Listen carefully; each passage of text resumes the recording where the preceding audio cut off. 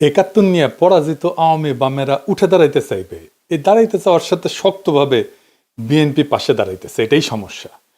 আওয়ামী লীগ তার ফ্যাসিস্ট শাসনের বৈধতা উৎপাদনের জন্য একাত্তরকে ব্যবহার করেছিল। বিএনপি মনে করতেছে তারা একাত্তরকে ব্যবহার কইরা তার প্রধান প্রতিপক্ষ জামাতকে ঘায়েল করে দিবে। কামডা গলে বিএনপি ভালো করতেছে। বিএনপিরা হারাইতে বাংলাদেশের জনগণের বেশি বেগ পাইতে হবে না। কারণটা এইটা না যে একাত্তর বিএনপি বিরোধী শক্তিকে বিব্রত করবে, কারণটা হইতেছে এই সফট পলিটিক্যাল অস্ত্রকে বিএনপি কিভাবে ইউজ করবে সেটা না জানা। এই সফট অস্ত্র ভালো মতো ইউজ করতে না জানলে নিজের হাতেই ফাইটা যেতে পারে। একাত্তর নিয়ে আমার কিঞ্চিত লেখাপড়া আছে, মানে মুক্তিযুদ্ধের বয়ানে ইসলাম লেখার সময় আমি একাত্তরের এমন কোনো প্রকাশিত দলিল নাই যেটা খুঁটায় খুঁটায় পড়ি নাই। তো এটা পড়ে যা বুঝেছি যে একাত্তরের ইতিহাস এত মিছা কথা দিয়ে ভর্তি, এত কন্ট্রাডিকশনে ভর্তি, এত বাটপাড়িতে ভর্তি যে এইটারে হুতায় দেওয়া পানি ভাতের কাজ। বদরুদ্দিন ওমরই কইছেন যে একাত্তরের ইতিহাস 90% মিছা কথা। এই ইতিহাস আর চেতনারে উড়ায় দেওয়া, জয় বাংলা কইরা দেওয়া বা হাতের কাজ।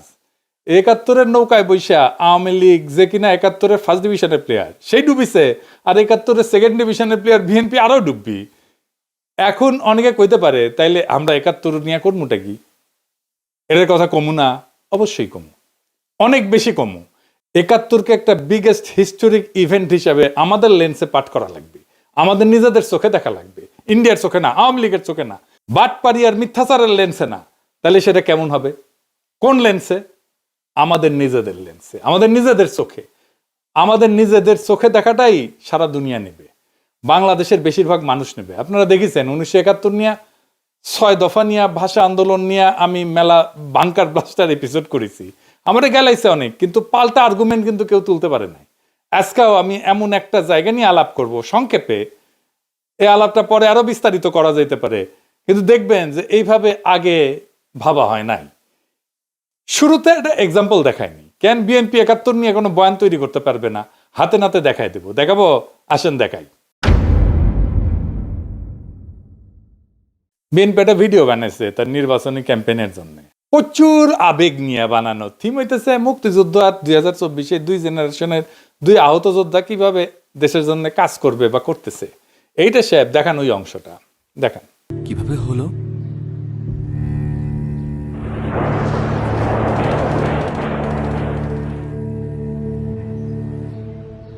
একাত্তর। আর তোমারটা? 24। চলো উঠি, অনেক কাজ পড়ে আছে। হ্যাঁ, আমারও অনেক কাজ আছে। মানে হইতেছে 1971-এর ক্ষত হাতে আর 2024-এর ক্ষত পায়, তাই তো? আপনারা হাত হারানো মুক্তিযোদ্ধা দেখেছেন জীবনে? কদাচিৎ দেখতে পারেন, আমি দেখি নাই। যা দেখেছি সবই পা হারানো যুদ্ধাহত মুক্তিযোদ্ধা। সেলিব্রেটেড কর্নেল তাহের, উনি ছিলেন পা হারানো। মুক্তিযোদ্ধা পুনর্বাসন কেন্দ্র শ্যামলীতে যেটা ছিল, এখনো আছে, সেইখানে থাকতেন যুদ্ধাহত মুক্তিযোদ্ধারা। সকালবেলা ওনাদের হুইল চেয়ার নিয়ে বাইর হইতেন, শহীদ মিনারে আসতেন, স্মৃতিসৌধে যাইতেন, সবাই পা হারানো। এইটা সাহেব যুদ্ধাহত মুক্তিযোদ্ধা লিখে সার্চ দেন না গুগলে, দেখেন সবাই হুইল চেয়ারে। এইটা যুদ্ধের স্বাভাবিক ক্যাজুয়ালিটি। যুদ্ধে পা হারায় বেশি যুদ্ধাহতরা। তার মানে এরা মুক্তিযুদ্ধ বলে বলে চিৎকার করবে, কিন্তু রিয়েল মুক্তিযুদ্ধ জিনিসটা নিয়ে গভীর বোঝাপড়া নাই, দরকারও নাই। কারণ ভোটের জেতার জন্য তো এটার কথা কইতেছে, জামাতকে হারানোর জন্য এই কথা কইতেছে। মাথার মধ্যে এটা নাই কি বলে জামাতের শক্ত রাজনৈতিক বিরোধিতা করা যায়। ভোটের জন্য কিন্তু আসলে রাজনৈতিক বিরোধিতারও দরকার নাই। আপনারা হাদির ক্যাম্পেইন দেখছেন না? হার্ডকোর পলিটিক্স নিয়ে ক্যাম্পেইন করছে। এরা টাকা দিয়ে নমিনেশন কেনে, টাকা ছড়া ইলেকশনে যেতে, তারপরে 5 বছর ধরে লুটপাট করে। তার জন্য দরকার কুইক ফিক্স, সহজে করা যায় এমন রাজনৈতিক খাবার, ইনস্ট্যান্ট নুডলের মতো। তাই বিএনপির বুদ্ধিজীবীরা হাজির করছে মুক্তিযুদ্ধ, এই দিয়া জামাতরে ঘায়েল করবে। আওয়ামী লীগ 71 দিয়া ফ্যাসিবাদের বৈধতা উৎপাদন করছে, বিএনপি 71 দিয়া জামাতকে মারতে চায়। দুই পক্ষই 71-কে একটা পলিটিক্যাল ইনস্ট্রুমেন্ট বানাইছে ভোটে জেতার জন্য, তার রাজনৈতিক লক্ষ্য হাসিল করার জন্য। আর বিএনপি বলে একটা দল ধর্ম নিয়ে রাজনীতি করে, আর তোরা যে মুক্তিযুদ্ধ নিয়ে রাজনীতি করতেছিস, তা আবার ভোটে জেতার জন্য। 2024-কে দাঁড় করাবে 1971-এর লিগ্যাসি বা উত্তরাধিকারের উপরে। 1971-এর লিগ্যাসির উপরে 2024 দাঁড়ায় নাই। 1971-এ যারা সিপাহী সালার তারা জিয়াউর রহমানকে রাজাকার বলতো। 1971-এর খেতাব কাইরে নিছে জিয়াউর রহমানের। আর সবাই ফ্যাসিবাদের সফট আর হার্ড পাওয়ার ছিল। 1971-এর নামে আমাদের উপরে ফ্যাসিবাদ চাপায় দেওয়া হয়েছে। 2024-এ দেখেছেন কেউ এসে বলছে আমি মুক্তিযোদ্ধা, আমি হাসিনার এই শাসনের বিরুদ্ধে লড়াই করেছি? বলছে? বলে নাই। এই বিপ্লবের স্ফুলিঙ্গই তৈরি হয়েছিল মুক্তিযোদ্ধার সন্তানেরা চাকরি পাবে না তো রাজাকারের বাচ্চারা চাকরি পাবে, এই কথায়। 2024-এর বর্ষা বিপ্লবকে এই যে আনিস আলমগীর নারকীয় সন্ত্রাস বলছে, সেও নিজেকে মুক্তিযোদ্ধার সন্তান দাবি করত। যাই হোক, 1971 কোন বয়ান আমরা তৈরি করব, আজ এইখানে আলাপের একটা অংশ থাকবে। কিভাবে আমরা আওয়ামী আর ইন্ডিয়ান বয়ান উতরায় যেতে পারবো, তার বাইরে 1971 নিয়ে আমাদের নিজেদের বয়ান তৈরি করতে পারবো। আসেন সেটা একটু বুঝে দেখি। 1971 একটা ঐতিহাসিক বাস্তবতা। 1971-কে অস্বীকার করা সম্ভব না, কেউ করেও না। বলার চেষ্টা করে, যদি কেউ বলে সূর্য নাই, তাহলে তো সূর্য আকাশ থেকে হাওয়া হয়ে যায় না, তাই না? এটা ঘটনা ঘটছে। 1971-এ কি হয়েছিল? 1971-এ পূর্ব পাকিস্তানের স্বায়ত্তশাসনের আন্দোলন স্বাধীনতার আন্দোলনের রূপ নেয়। কিন্তু এটাও সত্য, পাকিস্তান ভাঙার জন্য মুজিব নিজে ভারতের সাথে ষড়যন্ত্র করছে। আগরতলা ষড়যন্ত্র করেনি? আগরতলা ষড়যন্ত্র মামলা হয়েছে না? পাকিস্তান যেন ব্যর্থ রাষ্ট্র হয়, সেই জন্যে মুজিব চেষ্টা করছে ভারতের সাহায্য নিয়ে। ভারত সবসময় সাহায্য করে গেছে। পাকিস্তান হইল কমিউনিস্টরা কু করার চেষ্টা করলো, উত্থান ঘটলো আইয়ুব খানের। এই কুয়ের পেছনে ছিল সেই আদি অকৃত্রিম অখণ্ড ভারতের পূজারী বামেরা। ওই কুনা হইলে পাকিস্তানে আর্মি এইভাবে এতদিন সামরিক শাসন চালাইতে পারে না। তবে পাকিস্তানকে ধোয়া তুলসী পাতা তা তো ছিল না। পাকিস্তান কেন সৃষ্টি হইল? পাকিস্তান সৃষ্টি হইল ভারতের সংখ্যালঘুদের জন্যই তো। মুসলমান আর হিন্দু দলিত দুই সম্প্রদায় মিলে পাকিস্তান আন্দোলন করলো। পাকিস্তান মানে কিন্তু পাক বা পবিত্র স্থান না। পাকিস্তান হচ্ছে একটা সংক্ষিপ্ত নাম, এটা ভূখণ্ডের। কোন কোন ভূখণ্ড? পাঞ্জাবের পি, আফগানিয়া যেটা আজকে খাইবার পাখতুনওয়ালা, ওটার আগে নাম ছিল আফগানিয়া, সেটার এ, কাশ্মীরের কে, সিন্ধের এস, আর বেলুচিস্তানের TAN, এই সব মিলে হইতেছে পাকিস্তান। তার মানে উত্তর পশ্চিম ভারতের কয়েকটা অঞ্চল জুড়ে একটা রাষ্ট্র। খেয়াল করেন, এখানে বাংলা নাই, পূর্ব বাংলা নাই। পাকিস্তান আন্দোলনের সূচনা ঢাকায়, মুসলিম লীগের জন্ম ঢাকায়। তারা আন্দোলন করতেছে যেই রাষ্ট্রের জন্য, সেই রাষ্ট্র কল্পনায় বাংলাই নাই। তাহলে ওই রাষ্ট্রে পূর্ব বাংলা টিকে না তো, মনোজগতেই তো নাই। ভাষার জন্য কিভাবে রাজনীতি পরিবর্তিত হয় বুঝছেন তো? ভাষার মধ্যে রাজনীতি কিভাবে লুকায় থাকে। পূর্ব বাংলা ঢুকছিল সংখ্যার জোরে, কিন্তু রাষ্ট্রের কল্পনায় ঢোকেনি তো। এইখানে ইতিহাসের লেন্স বদলাইতে হবে। আমরা সাধারণত ভাবি পাকিস্তান ভাগলো 1971-এ, আসল সত্যটা হইলো পাকিস্তান ভেঙ্গেই বানানো হয়েছিল। এটা রাষ্ট্রের নামই যখন একটা অংশকে বাদ দিয়া এটাকে চিন্তা করা হয়, কল্পনা করা হয়, তখন সেই অংশকে পরে শাসন করতে হয় বন্দুক দিয়া, ভোট বাতিল করিয়া, সংখ্যাগরিষ্ঠতাকে ভয় পাইয়া, ট্রিগার চাইপা। আর ইন্ডিয়ার উস্কানি তো ছিলই। পাকিস্তানের এলিটটা এতই বেকুব ছিল যে কোনোভাবেই পূর্ব পাকিস্তানকে পলিটিক্যালি কিভাবে ওন করতে হবে সেটা বুঝতে পারেনি। মুসলিম লীগকে টেকাইতে পারি নাই। পাকিস্তান রাষ্ট্রকে যে টিকায় রাখবে পলিটিক্যাল ইনস্টিটিউট, তারই টুকরা করলো। সোহরাওয়ার্দীর তার অনুসারীদের মুসলিম লীগ থেকে বের করে দিল। জন্ম নিল আওয়ামী মুসলিম লীগ। আর সোহরাওয়ার্দী যে বাংলাই বলতে পারতো না, তার শিষ্যরা রাষ্ট্রভাষা আন্দোলন শুরু করলো বাংলা ভাষার জন্য। কি তামাশা! দলিত হিন্দু নেতা যোগেন মন্ডলকে রাতের আধারে পাকিস্তান ছাড়তে হলো। একটার পর একটা ভুল করতে করতে করতে করতে শেষ পর্যন্ত বাংলাদেশ রাষ্ট্রের জন্ম অবশ্যম্ভাবী করে তুলল। পাকিস্তান নিজেই করলো। পাকিস্তানকে তার হিস্টোরিক মিস্টেক গুলো অ্যাকনলেজ করতে হবে, তো এটা স্বীকার করতে হবে। শুধু ইন্ডিয়ার দোষ দিলে তো হবে না। ইন্ডিয়ার ষড়যন্ত্র কেন সফল হইতে পারলো সেটার হদিস নিতে হবে। মুশকিল হইতেছে নিজের পাদের গন্ধ কেউ নিজের টের পায় না। সেজন্যই এনগেজ হইতে হয় ভিন্ন মতের সাথে। পাকিস্তান ট্রুলি এনগেজ হয়েছে বাংলাদেশের সাথে, বাংলাদেশের ইন্টেলিজেন্সিয়ার সাথে, বাংলাদেশের সিভিল সোসাইটির সাথে, বাংলাদেশের একাডেমিয়ার সাথে, বাংলাদেশের মিডিয়ার সাথে। হয়নি, এখনো হয় না। ইন্টেলেকচুয়ালি এনগেজ হয়নি। হইলে ইন্ডিয়ার এই বারবারন্ত অনেক এফিসিয়েন্টলি ঠেকাইতে পারতাম আমরা বাংলাদেশে। এখন 71-এর সবচেয়ে বড় ট্র্যাজেডি কি, এটা আমাদের বুঝতে হবে। 71-এর সবচেয়ে বড় ট্র্যাজেডি গণহত্যা, জেনোসাইড। ক্লাস বুক রেফারেন্সের জেনোসাইড। এই জেনোসাইডের দুইটা বড় পার্ট, একটা বাঙালি জেনোসাইড আর একটা বিহারি জেনোসাইড। বিহারি জেনোসাইড একেবারে মুছে দেওয়া হয়েছে, বিহারিদেরকে বাঙালিরা মারছে। আমরা বাঙালি জেনোসাইড বলি, কিন্তু দেখেন 1971-এর সবচেয়ে বড় দখল গেছে হিন্দু সম্প্রদায়ের উপরে, বাঙালি হিন্দুর উপরে। এটা শুধু একটা জাতির উপরে আক্রমণ না, একটা জাতির নির্দিষ্ট ধর্ম সম্প্রদায়ের উপরে আক্রমণ। এই ক্ষতটা হিন্দু সম্প্রদায়ের মধ্যে গভীর। আমার ফুলকুমারিতে পড়ছেন যে আমার বগুড়ার বাড়ি দখল করে নিয়েছিল আমাদের এক প্রতিবেশী। এখনো তারা আমাদের প্রতিবেশী, এখনো। এই যে এক্সট্রিমলি কমপ্লেক্স জটিল সিচুয়েশন, এটার তো প্রপার রিকনসিলিয়েশন হয়নি। তো আমার সেই প্রতিবেশী, উনি তো কোনোদিন এসে আমাদের পরিবারের কাছে মাপ চান নাই যে কাজটা ভুলেছে, মাফ করে দেন। এখন পিনাকি দাবরানি দিলে ওই ভারিচারা হয়ে পালাইবে, সেটা অন্য কথা। কিন্তু বাংলাদেশের সব হিন্দু তো পিনাকি না, সে তো ভয়ে থাকে আমার বাড়ি না আবার দখল করে ফেলে। এইটাকে অ্যাড্রেস করতে হবে, জেনোসাইডের একটা ফয়সালা করতে হবে। আমি দুইটা কাজ খুব চেষ্টা করেছি এই সরকারকে দিয়ে, প্রফেসর ইউনূসের সরকারকে দিয়ে। 71 নিহতদের পুরো নাম তালিকা করা প্রজেক্ট, এক প্রফেসর কাজ করতেছেন এইখান থেকে ওইখান থেকে নানা ফান্ড টান নিয়ে, সামান্য একটা ফান্ডের জন্য উনি ফিল্ড ওয়ার্ক করতে পারতেছেন না, শেষ করতে পারতেছেন না। আমি হয়রান হয়ে গেলাম একটা ফান্ড ম্যানেজ করে দিতে। আমাদেরই সব ভাই ব্রাদার সরকারে আছে, তারাও করে দিলেন না। এটা আর কি বলবো, আর এখন বলতে গেলে তো ওনাদের সাথে রাগারাগি ঝগড়াঝাটি করতে হয়। এই কষ্টটা পড়ে যেতে পারতো প্রফেসর ইউনূসের সরকার, আমি ওনার জন্য ক্রাউড ফান্ডের ব্যবস্থা করতে পারতাম, কিন্তু আমি ওনারা এক্সপোজ করলে ওনার বিপদ হবে, ওনারা খাইয়া দেবে ইন্ডিয়া বা আওয়ামী লীগ। আর একটা কাজ হইতেছে বিহারিদের ক্যাম্পগুলো বন্ধ করে তাদের মেইন স্ট্রিমে নিয়ে আসা। এটা লজ্জার যে তারা এখনো একটা ক্যাম্পের মধ্যে, ঘেটোর মধ্যে আছে। আব্দুল নূর তুষারেরা গণহত্যার জন্য পাকিস্তানে 3 বার ক্ষমা চাইলো, আবার চাইতে বলে ক্ষমা। আব্দুল নূর তুষারেরা বিহারি গণহত্যার জন্য ক্ষমা চাইতে প্রস্তুত আছে? নাই। তাইলে ইতিহাসের রিকনসিলিয়েশন হবে কিভাবে? যখন বিহারি গণহত্যার কথা আসবে তখন দেখবেন গা মুচড়া মুচড়ি করিচ্ছে। আর ফাইনালি জামাতের 1971 স্বাধীনতা যুদ্ধের ভূমিকা, এটা নিয়ে ফাইনাল আলাপ। জামাতের বিরুদ্ধে অভিযোগ যেটা আওয়ামী লীগ করে, সে একই অভিযোগ করে বিএনপি। আওয়ামী লীগ অভিযোগ করে জামাত নেতারা 1971 পাকিস্তানি বাহিনীর গণহত্যার সহযোগী ছিল, এই গণহত্যার জন্য জামাতই দায়ী। সেই কল্পিত অভিযোগে ফাঁসি দিছে তাদের নেতাদেরকে। সেই একই অভিযোগ করে আজকের দিনে বিএনপি।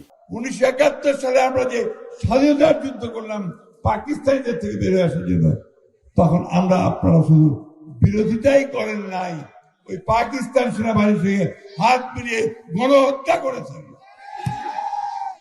এই কথা বলতে আমার কোনো দ্বিধা হয় না। কিন্তু খালেদা জিয়া সেই বিচার সম্পর্কে কি বলেছিল শুনেন। আমি বলতে চাই, আজকে মুজাহিদি, সাইদি, দেলোয়ার হোসেন সাইদি, কামরুজ্জামান, কাদের মোল্লা, এদের সবাইকে তারা মিথ্যে মামলা দিয়ে গ্রেফতার করে রেখে দিয়েছে। তারা ভেবেছে তারা স্বাধীনতা বিরোধী বলে তাদেরকে গ্রেফতার করেছে।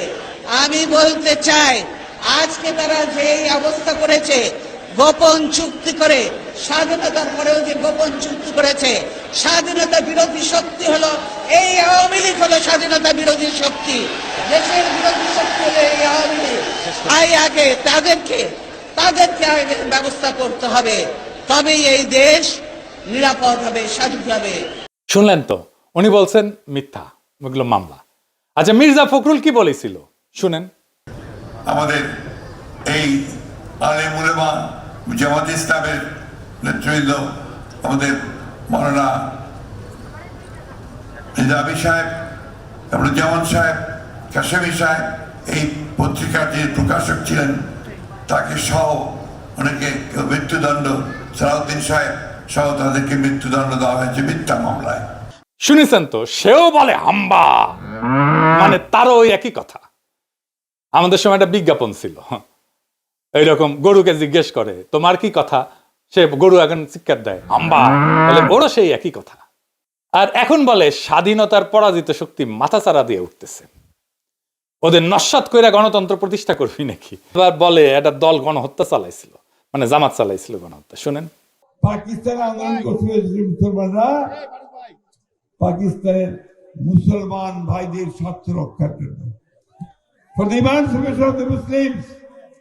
তখন আপনাদের নেতা মওদুদি এটা বিরোধিতা করেছিল, ঠিক না?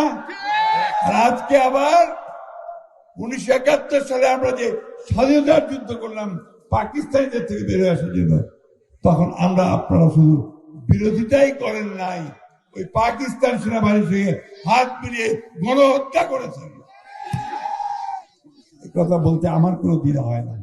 জামাত রাঙ্গি রাজাকার ছিল শুনেছেন না, গোলাম আজম রাজাকার শুনেছেন না, গোলাম আজম রাজাকার ছিল না পাগলা, গোলাম আজম রাজাকার ছিল না রে বেকুব, ছিল শান্তি কমিটির মেম্বার, ছিল শান্তি কমিটির নেতা। রাজাকার ছিল প্যারামিলিটারি ফোর্স, আমাদের আনসারের মতো, তাদের ড্রেস ছিল, ইউনিফর্ম ছিল, ব্যারাকে থাকতো, রেশন ছিল, আর গঠিত হয়েছিল সাধারণ মানুষকে দিয়া। রাজনৈতিক কর্মী ছিল তারা, মুসলিম লীগ, জামাত না। জামাত তখন এত বড় তৃণমূলের অর্গানাইজেশন ছিল না। আমার কথা বিশ্বাস করার দরকার নাই, বিদেশি নিউজ থেকে রাজাকার দেখেন কারা ছিল, পোশাক আশাক সহ, ওদের দাড়ি টুপি ছিল না, দেখেন। the government has organized a paramilitary force called Razakars. The Razakars' main duties are roadblocks, often carried out with a great show of force, and sentry duties around the main government installations.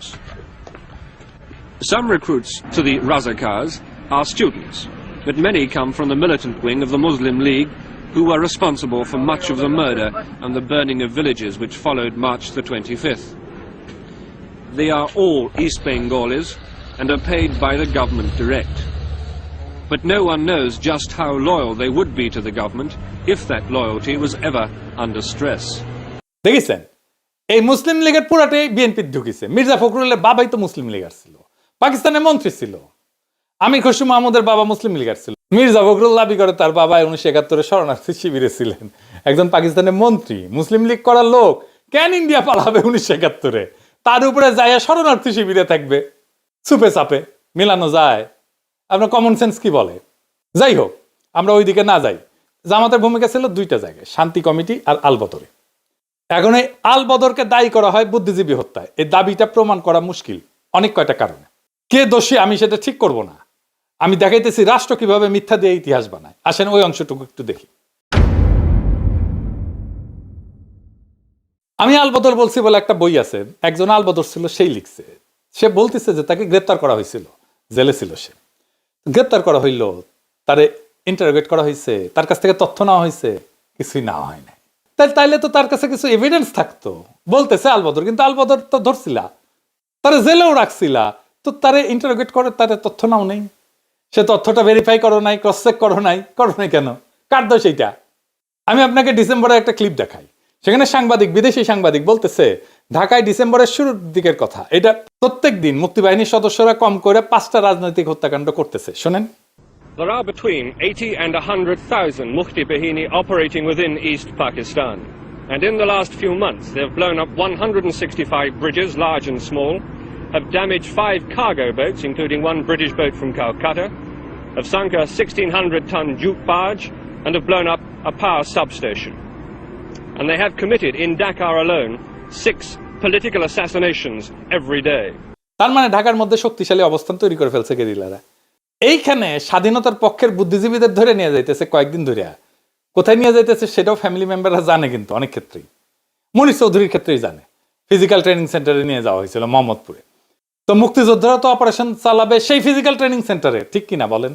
তারা daily 5 জন করে মারতে পারে ঢাকায়, আর physical training সেন্টারে হামলা করে উদ্ধার করতে পারে না। উদ্ধার করতে না পারুক, হামলা তো করতে পারতো, কেন করলো না? ঢাকা শহরে মুক্তিযোদ্ধা কি কম ছিল? এখন তো কত মুক্তিযোদ্ধা, সবাই মিলে যদি ওইখানে হামলা করতো। দেশ স্বাধীন হইলে এই বুদ্ধিজীবী পরিবাররা মুজিবের অফিসের সামনে বিক্ষোভ করে। ওইখানে মুজিব আসে।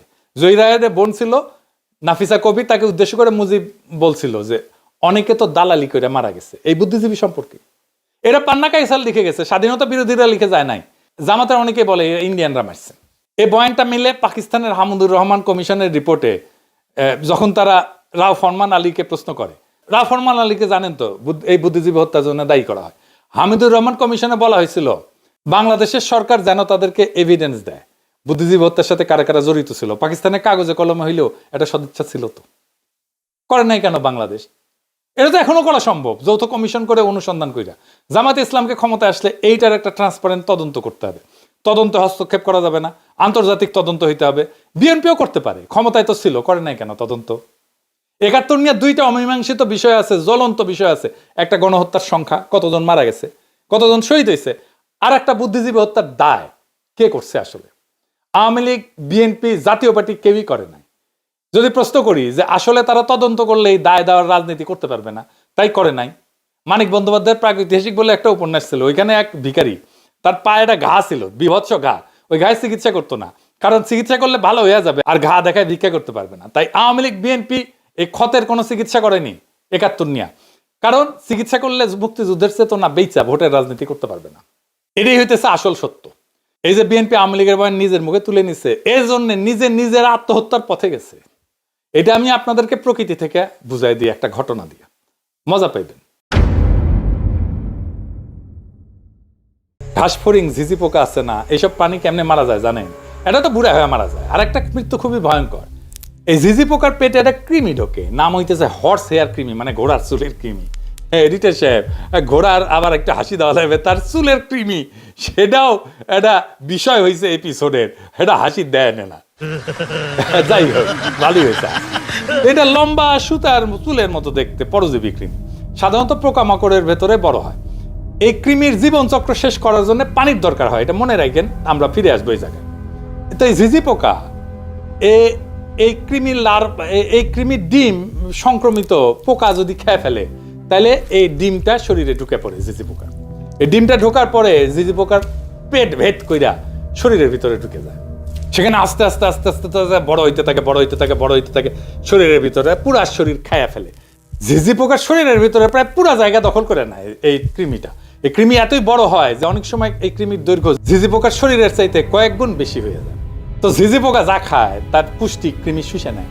ঝিঝি পোকা ধীরে ধীরে দুর্বল, অপুষ্ট, নিয়ন্ত্রণহীন হয়ে পড়ে, অসুস্থ শরীর, দূষিত রক্ত হয়ে পড়ে। সবচেয়ে ভয়ঙ্কর ধাপ হইতেছে, এই কৃমি ঝিঝি পোকার মাথা, মগজ নিয়ন্ত্রণ করে, চিন্তা নিয়ন্ত্রণ করে, মাইন্ড কন্ট্রোল করে। কিভাবে?